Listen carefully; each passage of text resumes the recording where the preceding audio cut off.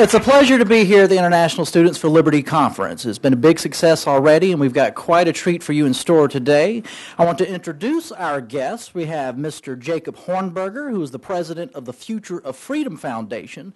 He received his Bachelor's of Art degree in economics from the Virginia Military Institute and his law degree from the University of Texas. He was a civil and criminal trial attorney in Texas for 12 years and also served as an adjunct professor of law and economics at the University of Dallas. He is a regular libertarian commentator on a show that unfortunately ended recently, Judge Napolitano's Freedom Watch. Boo, I say boo to that too, absolutely. Hopefully he'll be back in soon. We also have Mr. Bruce Fein. Bruce Fein graduated from Harvard Law School with honors in 1972. After a coveted federal judicial clerkship, he joined the U.S. Department of Justice, where he served as an assistant director of the Office of Legal Policy. He was a legal advisor to the Assistant Attorney General for Antitrust and the Associate Deputy Attorney General for Ronald Reagan. Now, we're here today to talk about, in conjunction with Future of Freedom Foundation, civil liberties. We just did a great tour, these two gentlemen here, and we were joined by Mr. Glenn Greenwald, if you're familiar with him. Out on the road, we went to Nashville and Indianapolis. We started New York last week, and we talked about civil liberties and where we're heading in this country. The reaction was great. We're going to talk about it with you here today. And, you know, it's interesting to me how far we've gone, how far that this country's been degraded when it comes to actual liberty, when it comes to civil liberties. Sometimes we can measure how much we've sunk by the rhetoric that we use. There was a debate recently over the National Defense Authorization Act. I'm sure many of you are familiar with that debacle, what happened. Well, you know, we've heard for years from guys, you know, that want to go fight these wars in Iraq and Afghanistan and be the world's policeman. Guys like Senator Lindsey Graham, for example, that boo, we can boo and yay. And we hear all the time that we have to fight them over there so we don't have to fight them over here. How many times have we heard that? Time and time again. That's the justification. Well, Lindsey Graham, during the debate with the National Defense Authorization Act, basically said, and they were, for those of you who remember, some were saying that this would sort of criminalize, you know, innocent Americans. You could throw them in jail because it's during a time of war, and that was the debate. Well, some said this wasn't true, some said it was true. This is what Lindsey Graham said about the language, about the law that would be enacted under the NDAA. Quote, "This law designates the world as a battlefield, including the homeland." Now, why is that important? Well, the argument for the NDAA and the Section 1031 provision, which allows the federal government through the executive branch to arrest and imprison and hold indefinitely American citizens without trial, the notion is that we're in a time of war and these sort of things get suspended, and that's how it works. Well, if the world is a battlefield, including the homeland being the United States, everybody in this room, if you're deemed an enemy of the state by the Obama administration, can be thrown in jail, throw away the key. We're in a time of war. That's the way it is. Now, we are Americans. We expect that we have constitutional protections. And say we're wrongly accused of something, we would like to think that we could have proper recourse, constitutional recourse. Well, this is what Lindsey Graham says is so wonderful about this provision of the NDAA, that when suspected terrorists are caught and thrown away the key and whatnot, this is what we tell them. Says Senator Graham, quote, "When they say I want to talk to a lawyer, we tell them, shut up. You don't get a lawyer." Now, the reason that's interesting, I said we can measure how low we've sunk as far as losing our civil liberties by the language that we use. Senator Rand Paul pointed out the same thing. This is what he said during the debate over the NDAA. Quote, "Should we err today and remove some of the most important checks on state power in the name of fighting terrorism, well, then the terrorists have won." So if we're fighting them over there so we don't have to fight them here, but now we're fighting them over here, including losing our own liberties and getting pat down at the airport and this, that, and the other, have the terrorists not won? Is Rand Paul not absolutely right? Is this a done and done deal for those people who harmed us on 9/11? In many ways, it is. If their objective was to invoke fear, to stoke fear, rather, in the American people, for us just to give up willy-nilly our constitutional protections because guys like Senator Lindsey Graham says they can keep us safe, well, the terrorists have won. Senator Paul's absolutely right. You know, Benjamin Franklin believed, we've heard it before, that when you give up liberty for security, you get neither. James Madison wrote, and I quote, "Of all the enemies to public liberty, war is perhaps the most to be dreaded because it comprises and develops the germ of every other." That's the America we live in right now, in which we have people on Capitol Hill, including this president, who want to keep America in a state of perpetual war, which means we will perpetually suspend our constitutional protections in the name of keeping us safe. And it keeps getting worse and worse and worse, and the rhetoric of people like Senator Lindsey Graham reflect that. I don't know about you, but it scares the hell out of me. And it should scare the hell out of any decent American who cares about what makes us American. But our next speakers are going to talk to you a little bit about this, and first up is Mr. Jacob Hornberger.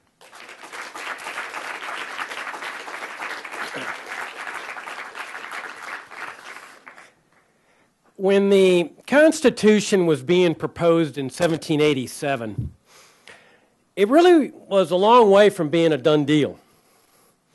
Americans at that time were not enthusiastic about this idea of this federal government. Unlike so many Americans today, they didn't see government as their daddy or their mommy or their big brother or their provider that would take care of them with Social Security and Medicare and Medicaid and education grants and farm subsidies and the like.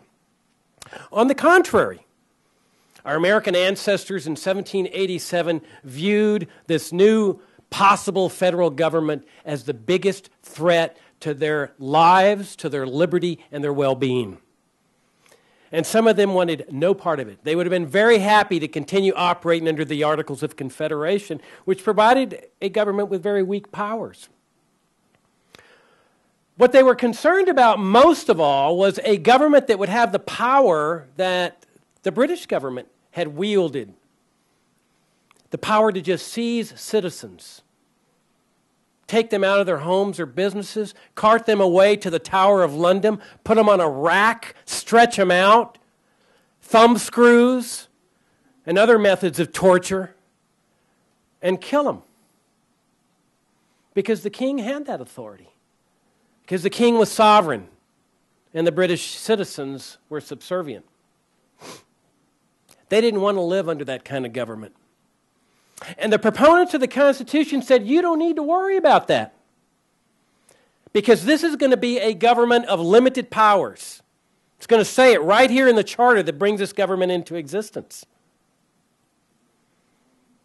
The powers are here enumerated. If the power doesn't exist to take away our freedom of speech, our freedom of religion, our other God-given rights, as expressed in the Declaration of Independence, we don't need to worry about that.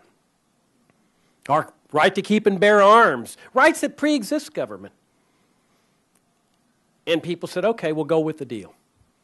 But only on the condition that we make things perfectly clear with that Bill of Rights. They really should have been called a Bill of Prohibitions because it really prohibits the government from interfering with pre-existing fundamental God-given rights. Except when you come to the 4th, 5th, 6th, and 8th Amendments. If you look at those amendments, they don't really talk in terms of God-given rights. Right to counsel, right to due process of law, right to trial by jury, right to be free from unreasonable searches and seizures without warrants. 4 amendments, all directed to the power of government to seize people and do bad things to them. That you will not deprive any person of life, liberty, or property, American or foreigner, without due process of law. It was a phrase, due process of law, that stretched back centuries into British history, all the way back to the year 1215, when the barons of England held their own king, King John, at the point of a sword and extracted from him an admission that his powers were no longer complete. They were no longer omnipotent, that his powers were limited, and that he would be prohibited from depriving any person of life, liberty, or property in violation of the law of the land. And that phrase, law of the land, gradually evolved into the phrase that we all know, that's part of our psyche as Americans, our moral fiber, that stretches back centuries of resistance to tyranny. Due process of law. All that got flung out the window on 9/11. Because we now live in a country in which the government wields the power to seize anybody in this room, anybody in the world, cart him away to a concentration camp, torture him, and execute him without trial by jury, without due process of law, simply by labeling him a terrorist.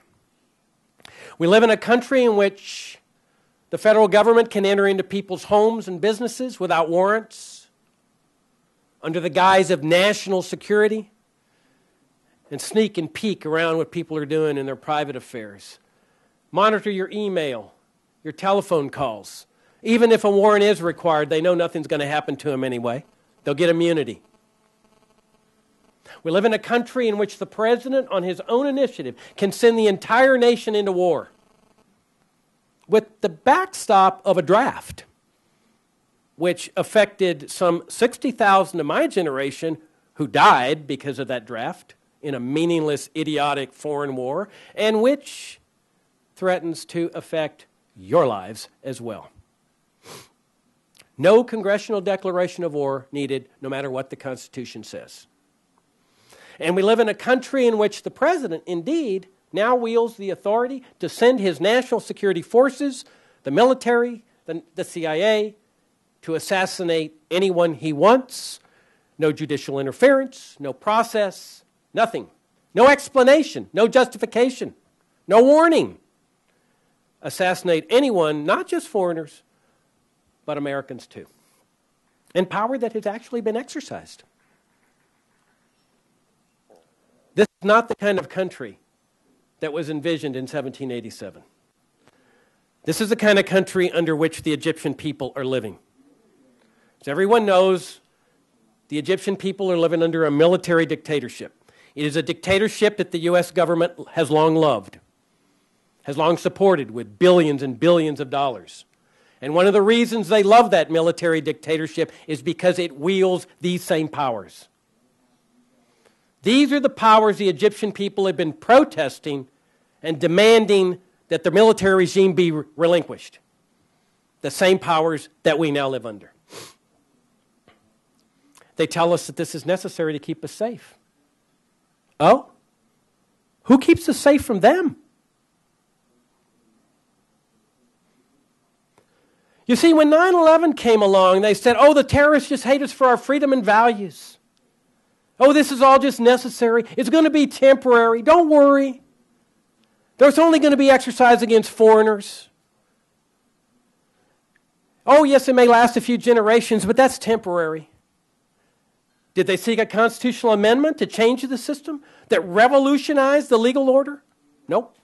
They just decreed that this was the new way of things in this country.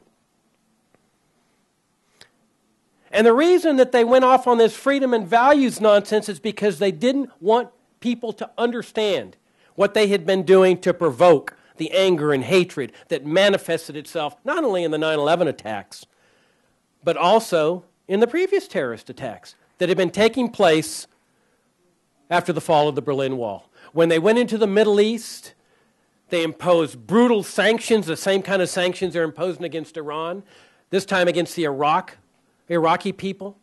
Sanctions that were killing tens of thousands of children. Imagine, children they were killing. Yes, the U.S. government, every year, 2 high UN officials resigned in protest to what they called genocide. Madeleine Albright, the U.S. ambassador to the United Nations, the official representative of our government to the world, told 60 Minutes in 1996, yes, the deaths of these children, 500,000 children, she said, it's a tough issue, but it's worth it. And by worth it, she meant the worthy attempt to oust Saddam Hussein from power, who the U.S. government had previously supported, and install a new regime. How could that not make people angry? Not just the parents, but just people living in the Middle East. Unconditional support to the Israeli government regardless of what it does. Stationing U.S. troops near Mecca and Medina, the holiest lands in the Muslim religion.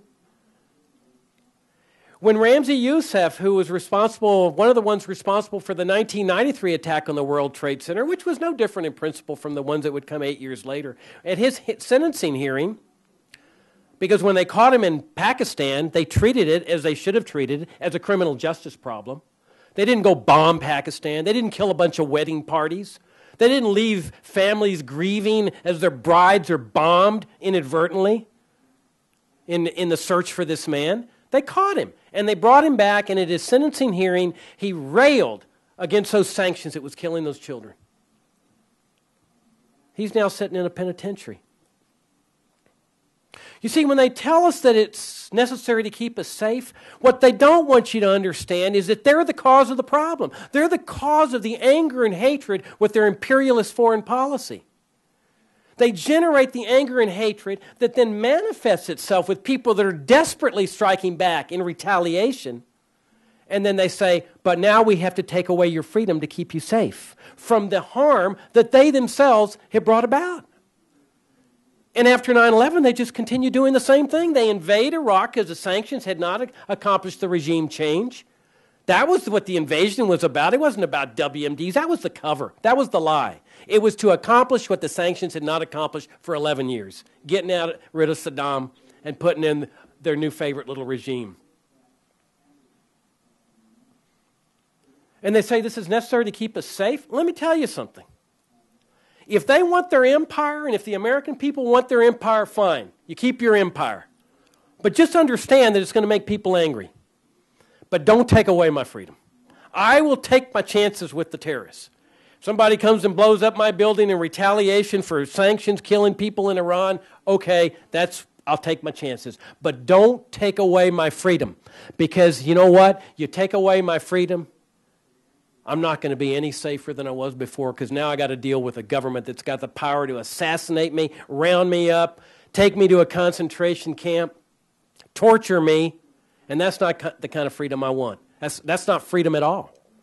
But if you want to get to the root of the problem, then you've got to challenge this whole paradigm under which you've been born, under which we've been born. Every generation today has been born under this warfare state, along with a welfare state. And they tell you that it's permanent, that accept that as the given. The military dictatorship in Egypt tells the people there too, accept our military dictatorship, build your society on top of it. Nonsense. Nothing is permanent. We've all been born under this concept of troops all over the world, policing the world, and they tell us that this is necessary to keep the world safe. Nonsense. It is what is fuel to the fire that's creating more conditions for lack of safety in this world, lack of security, not just the out-of-control spending, not just the debasement of the dollar, but the very direct threat to our constitutional order. That's the root of the problem. The solution, the long-term solution, is to pull the weed out by its root. Restore a constitutional republic to our land. Bring all the troops home. Close all the overseas bases. Dismantle them. Discharge them into the private sector. End the taxes necessary to support this huge military-industrial complex. And then they lose the excuse to take away our freedom, where then things return to normal. No more pat-downs at the airports. No more Patriot Act. No more assassination program. No more search and seizures and so forth. They lose their justification. Can we accomplish this? You bet you can accomplish it. This is where ideas and ideals and integrity and principles matter. They will tell you to devote your life to trying to reform the system, fix the system. Nonsense.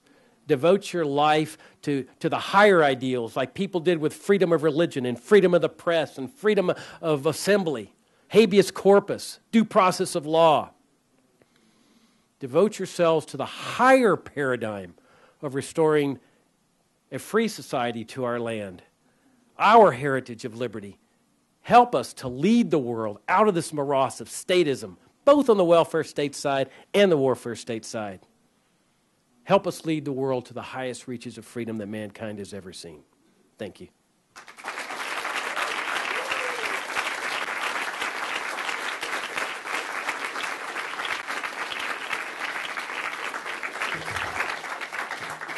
Thank you, Jacob. It's always a challenge to speak after Demosthenes, but we'll try.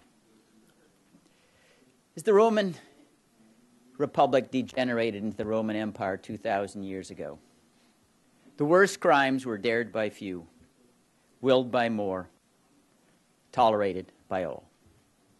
As the Weimar Republic, about 100 years ago, degenerated into the Third Reich, the worst crimes were dared by few, willed by more, tolerated by all.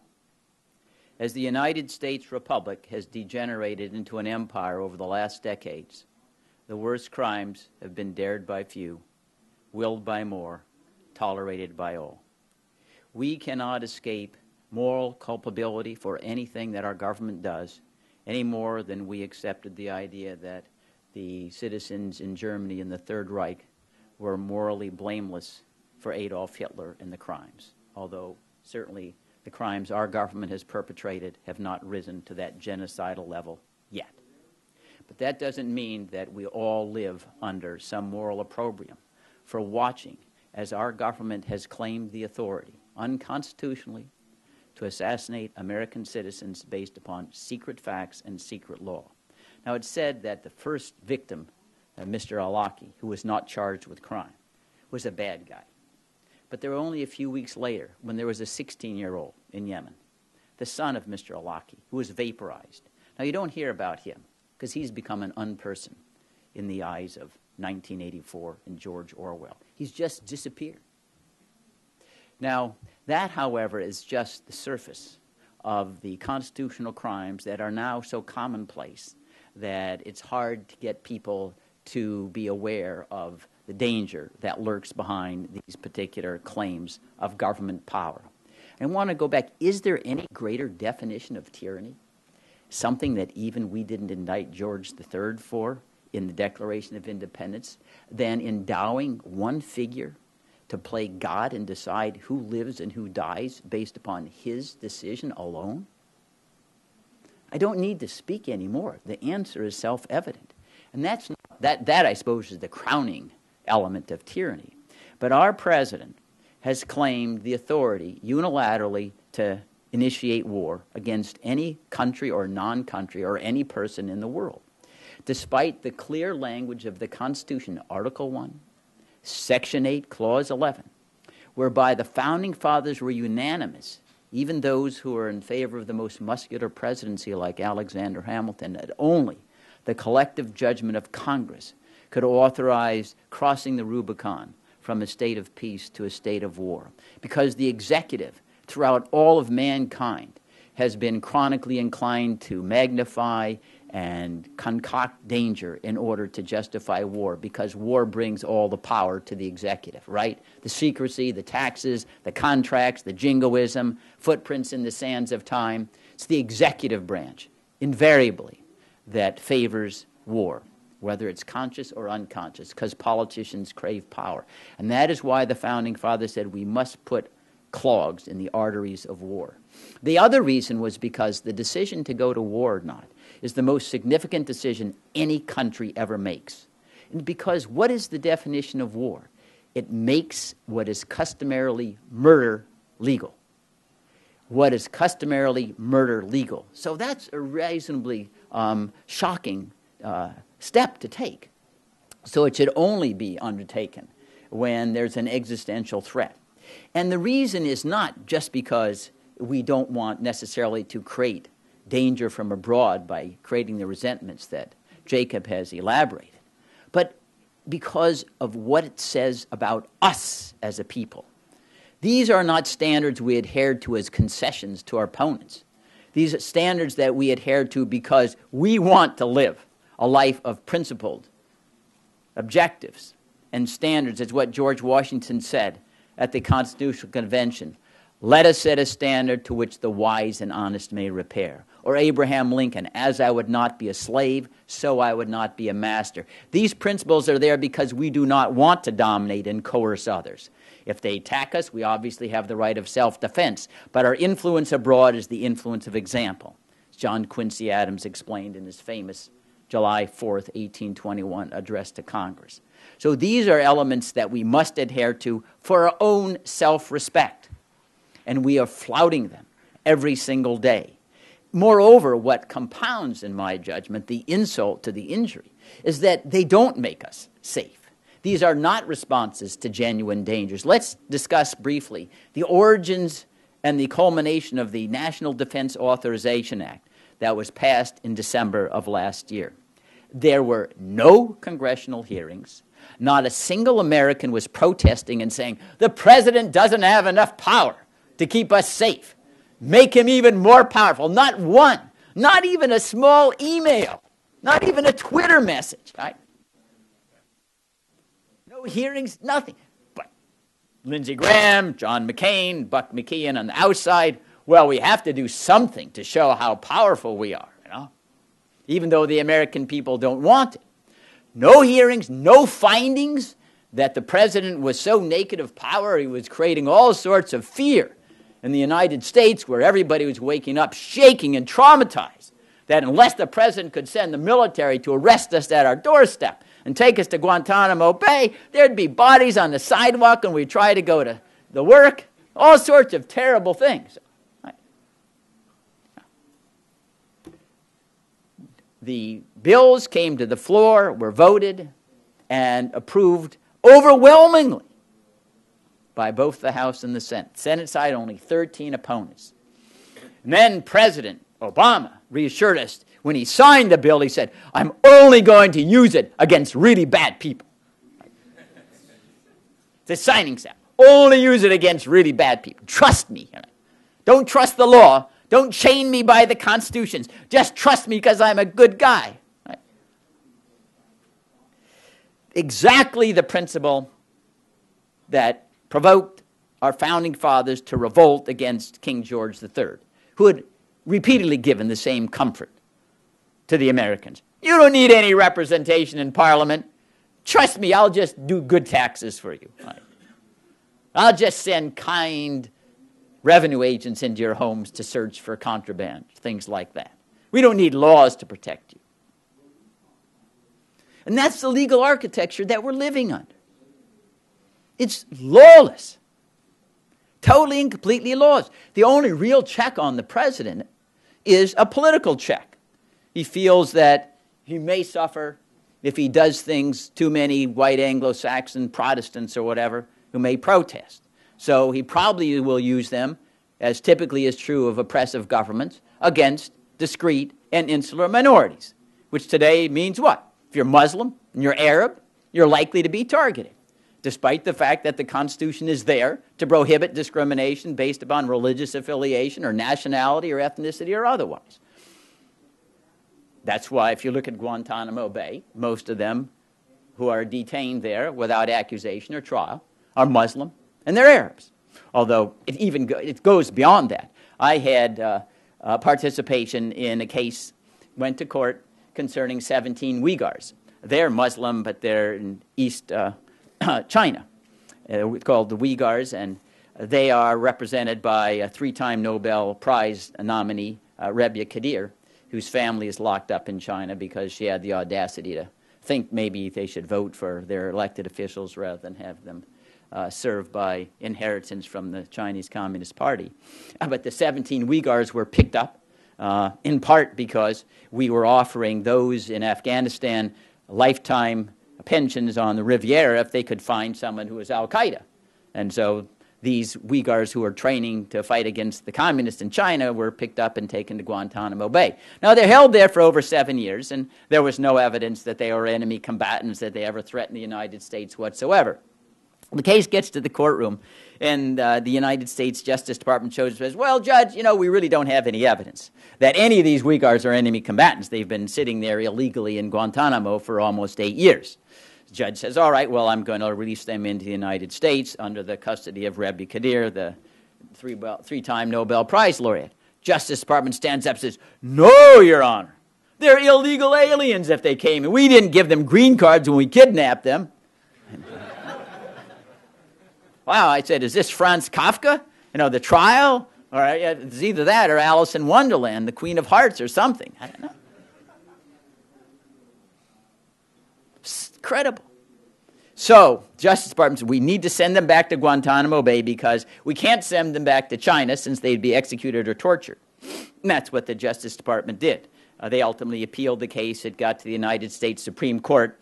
The real dynamic that was going on is we did not want to offend the Chinese government that's holding all of our bonds that are sold because we run these trillion-dollar annual deficits. And, being a very strong and principled country, we'd say, well, we don't want to have these 17 Uyghurs in the United States when our biggest creditor might be angry, so we'll succumb and throw out all of our constitutional principles.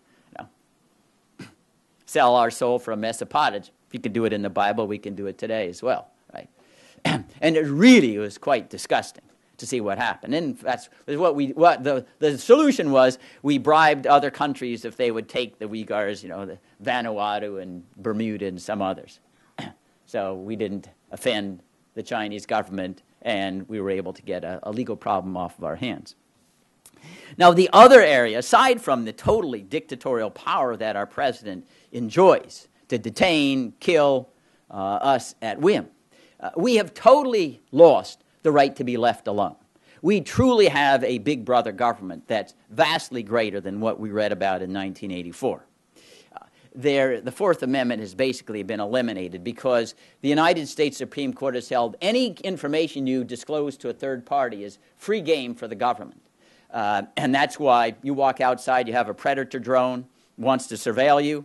You have any fingerprints with Google or Yahoo or anybody, the United States walks in and get all that information about you.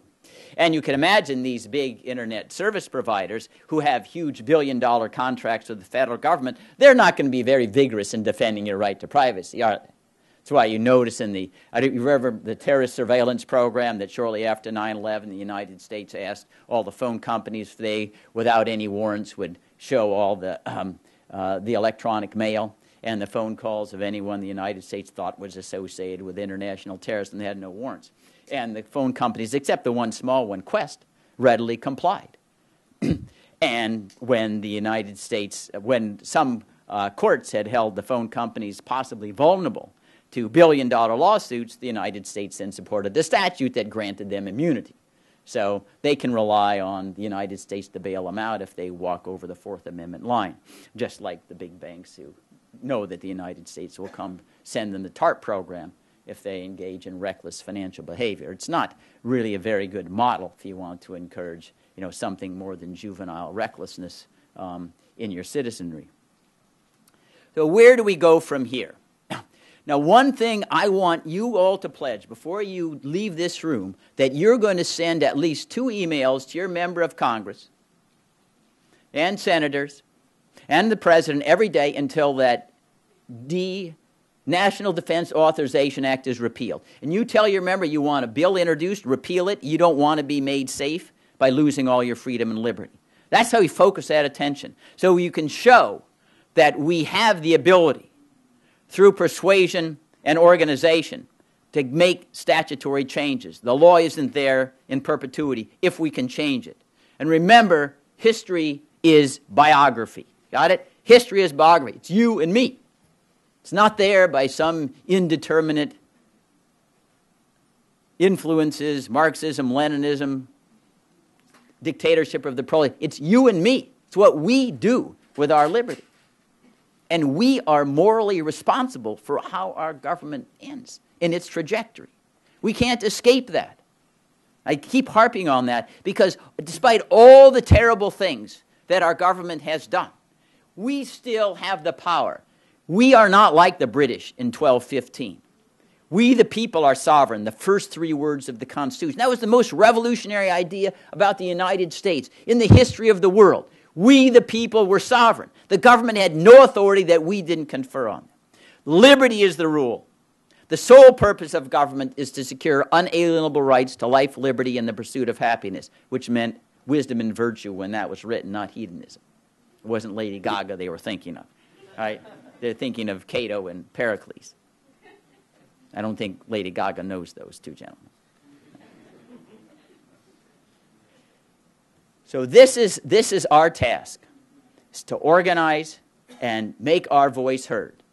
And it's to say we'd rather be free and enjoy our liberties and it take some risk, because you can't make life risk-free without detaining everybody or killing the human species. Everybody is conceivably capable of evil, right? We don't want to be foolish.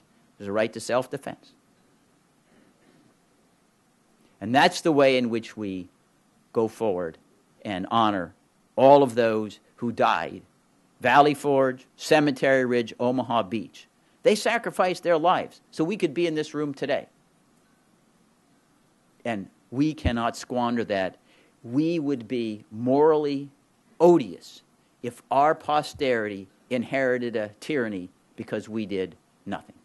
Thanks.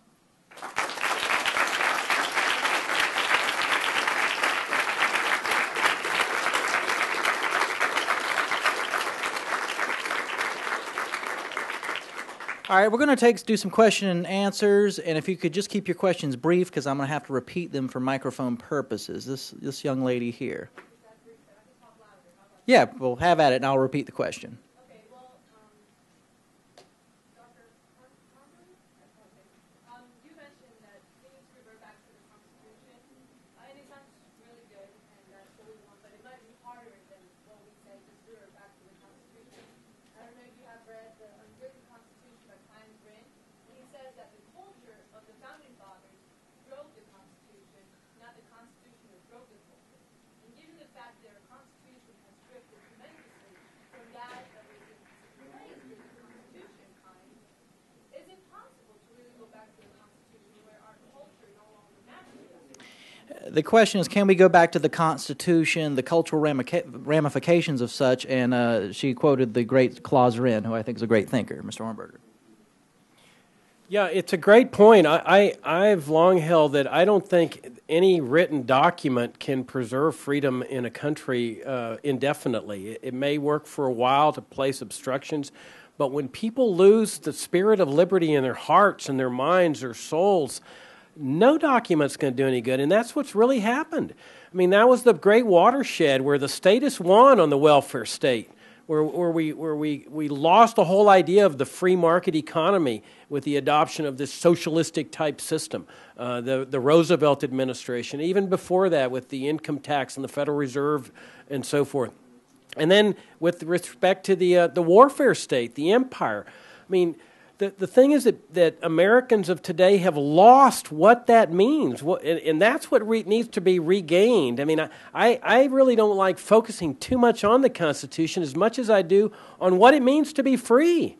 You know, once people figure out, I'm not living in a free society. And that was the big revelation for me. I grew up as a liberal. You know, most people came into this through the conservative movement and the libertarian movement. I came up through the liberal rank. And the day that all of a sudden I figured out, and I was about a little older than y'all, I was in my late 20s, that I wasn't a free person, that I'd been lied to effectively from the first grade. It was a big revelation for me. And then at that point, you decide what you're going to do about it. I'm going to educate myself. I'm going to learn, Austrian economics. I'm going to learn the warfare state, and then you just keep going from there, and you start spreading ideas. But the ultimate hope is that people figure that out, and I think people are figuring it out. I think that's what scares these statists to death. That this movement is exciting. I think it's one of the most glorious movements, if not the most glorious movement in history. And it's exciting. I mean, we got a lot of cool people in this movement. I mean, look around, And when people figure that out, then everything's going to shift. And then that will be reflected in the constitutional order with amendments like, no law shall be passed respecting the regulation of commerce or abridging the free exercise thereof. See, now all of a sudden you've enshrined economic liberty alongside freedom of speech. But first must come the transformation within the heart and the mind. And that's what we're doing here.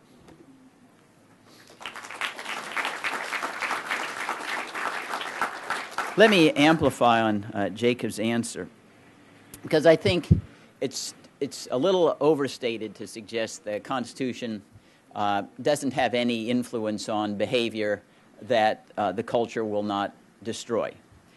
The one thing about the Constitution was built upon perpetual principles of human nature.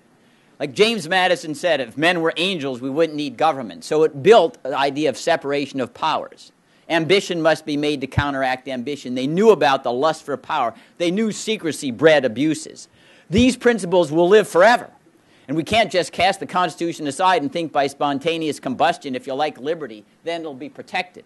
You need people with great savvy. James Madison spent 3 months reading about every single confederation in the history of the world at Princeton, based upon books shipped to him in a treasure chest by Thomas Jefferson. You need brains in order to organize the idea of liberty in people so they won't destroy freedom. That's one of the reasons why you will see all Arab Spring, in my judgment, turn into ruination, because they think just because you're against tyranny, you know how to build freedom. And that is not true. You've got to have a very, very delicate separation of powers. The crown jewel is our idea of judicial review. Independent judges able to tell the President, the Congress, what you have done is unconstitutional. But there is no doubt that culture can destroy the clearest meaning of the Constitution. Not only do we have it in our contemporary times with the war power, where it's as clear as day that Congress is the only authority that the Constitution endows with the ability to take us to war. The President does it unilaterally. Congress sort of shrinks and says, well, we're just invertebrates and ink blots, don't expect us to do anything. But even more clearly, in our lifetime, you know, I grew up with still Jim Crow. We had 100 years of white supremacy despite the Civil War amendments, because the culture celebrated white supremacy. But people understood, and Rosa Parks said, I'm going to not go to the back of the bus. And people risked and gave their lives, Mississippi burning or whatever. My valedictorian speech in high school was about a white housewife who had come down to register voters in Mississippi. Her name was Viola Liuzzo, was shot in the head by the Ku Klux Klan. And ultimately the Constitution changed, more by Martin Luther King and children than by all the lawyers in the world. And that's what you are about in this room. But don't ever forget, we cannot just think because we want to be free, it can happen without focusing on why the Constitution intended to divide the powers, to check ambition. It won't happen by just hoping that, well, everybody loves freedom and therefore we can trust government.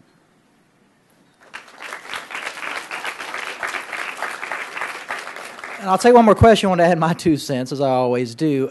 You know, you hear people say, I fear for the next generation. I'm talking about older people. Boy, these kids today, what's wrong with these kids? I have the exact opposite attitude.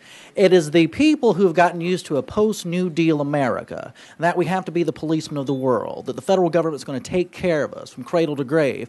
You people in this room represent a movement that will make it possible to actually have limited constitutional government again. It is our elders, to a certain extent, who have gotten used to this sort of nanny state, who've gotten used to we have to be all over the place at the same time. Your question was about culture and how you can get back to the Constitution as the culture change. I think the people in this room represent a movement that is changing the political culture in this country to make the things possible that we want to happen. It's like nothing I've seen in my lifetime. So let's take another question. Yes, sir.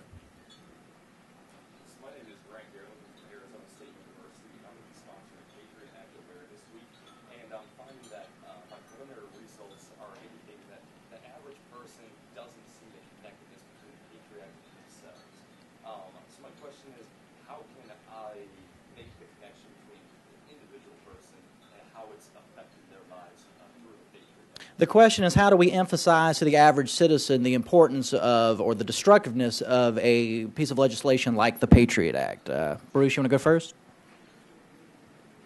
Well, what they don't recognize is the government probably has a huge file on them that can be leaked out at any time. It hangs like a sword of Damocles. Indeed, the FBI recently began a new theory of investigations called assessments, something that wasn't there when I worked at the Justice Department. Now, an assessment is begun when an FBI official surveys a citizen and says, there's nothing that I can point to that suggests a connection to terrorism, nothing that I can point to that suggests any connection with crime, but my visceral reaction is maybe sometime in the future this individual could turn bad. And therefore, we need to do an assessment to make certain that they will never be a criminal. And they can use informants. Ask your educators, employers, your kids, family, friends about you in order to do an assessment. The FBI attitude is you should be happy to be subject to an assessment because now we know you're not a terrorist. You know? Before it was in doubt. You know, this mentality is we're all guilty, we're all suspect until the FBI clears us. You know, in a Republican form of government, the citizen censures the government. The government doesn't censure the citizens. We have totally turned the idea of our republic on its head.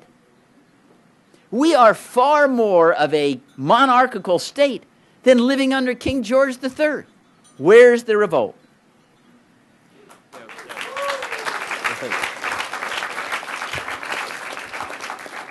When we did this tour a couple weeks ago, we had a third member of our panel, a liberal named Glenn Greenwald.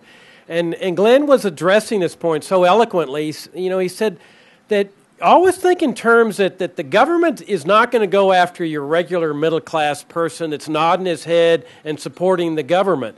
And so it's natural that the average American doesn't feel the threat of the power to assassinate and the power to, you know, get into people's homes and stuff. What they always do is go after the marginal people in life. You know, the guy named Jose Padilla, who they kept, an American citizen, they put in a military dungeon. They kept him there for 3 years. They mentally tortured him with techniques that the North Koreans had been doing. And we at the Future of Freedom Foundation were speaking out against this fervently. Why?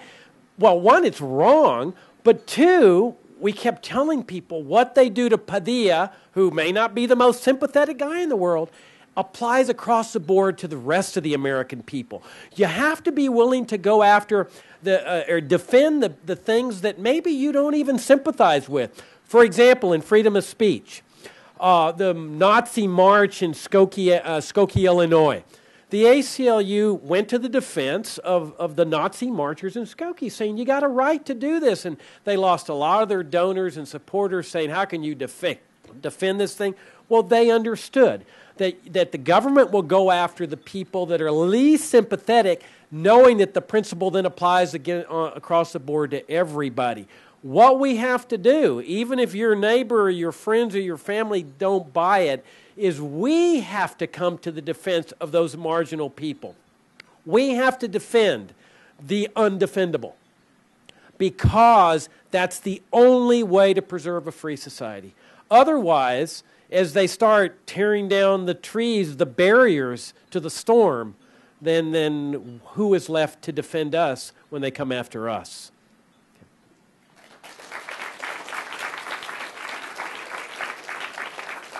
You knew we were going to be accompanied by wind chimes, but let's take another question. Is anybody? Yes, sir, back there.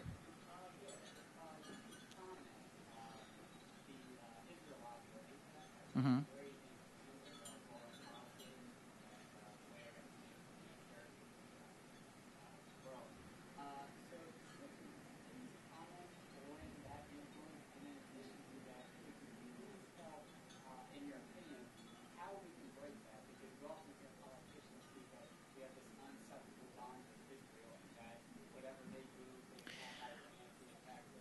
Okay. The gentleman asked a very non-controversial question about the influence of foreign nations on our own foreign policy, and he specifically cited Israel. Bruce?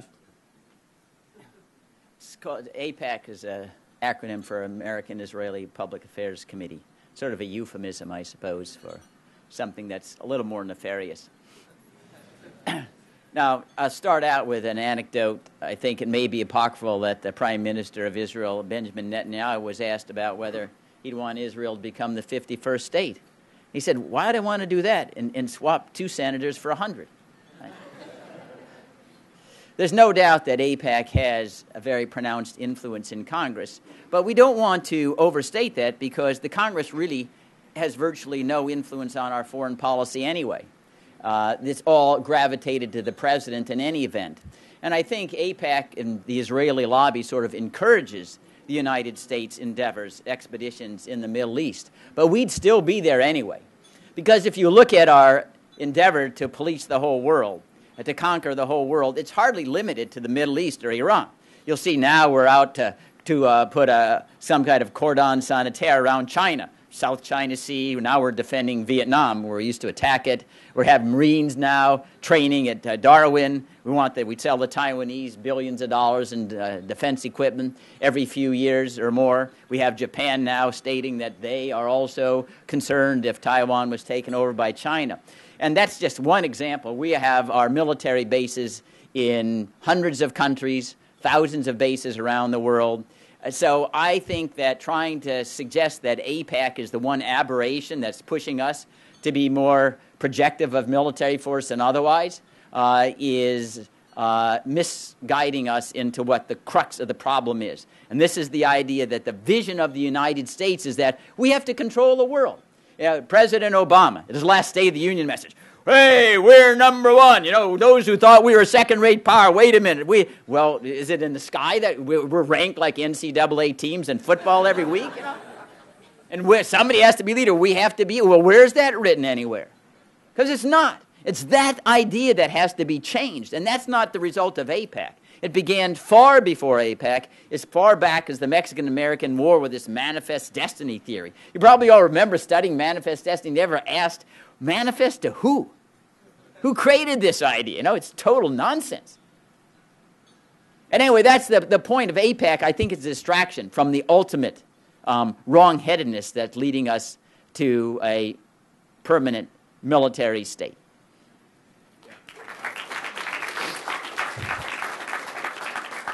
I couldn't agree more with that. I think it's a mistake to just start focusing only on foreign aid to Israel.